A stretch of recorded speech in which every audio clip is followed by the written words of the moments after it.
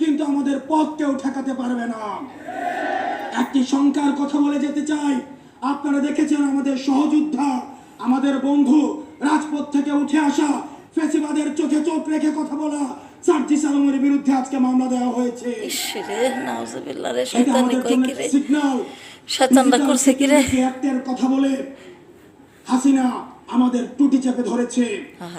এই মানহানির কথা বলে আজকে যেভাবে মামলা দেওয়া শুরু করেছে, এটি আমাদের জাতির জন্য একটি সিগন্যাল।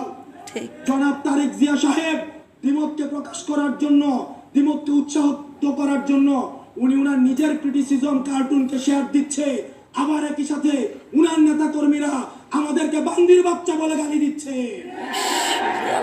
শয়তানের দল রে, আমরা দৃষ্টি আকর্ষণ করছি যারা নেতৃত্বস্থানীয় পর্যায়ে রয়েছে তাদের বিরুদ্ধে ব্যবস্থা নেবেন, না হয় আমরা ধরে নিব এই সিগন্যাল সেন্ট্রাল থেকেই দেওয়া হচ্ছে। ঠিক, এবং 10 কোটি টাকা টাইম নাই দিতে পারবো না, যুদ্ধে ডাক দাও বাজারটা। রাজনৈতিক তোমার কথা সব ডায়মন্ড সৌহার্দ্যের জন্য একটা ব্যাড মেসেজ হিসেবে থেকে গেল।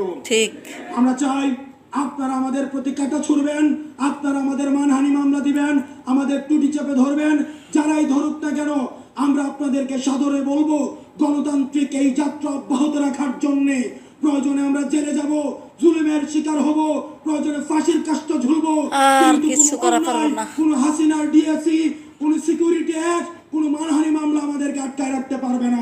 ঠিক, অনেক কষ্ট করছো বাজানটা তোমরা। আমরা ঐক্যবদ্ধভাবে আমরা পরবর্তী বাংলাদেশ বিনির্মাণ করব। ইনশাআল্লাহ, ইনশাআল্লাহ। সুস্থ থাকবেন। ইনকিলাব জিন্দাবাদ, জিন্দাবাদ, ইনকিলাব জিন্দাবাদ, জিন্দাবাদ। আপোষ না সংগ্রাম, সংগ্রাম, সংগ্রাম, দালালি না রাজপথ, রাজপথ, রাজপথ। আপোষ না সংগ্রাম, সংগ্রাম, সংগ্রাম। বাজার ডাক দাও, আমরা যাবো তোমাদের সাথে। যুব শক্তি, যুব শক্তি। আসসালামু আলাইকুম।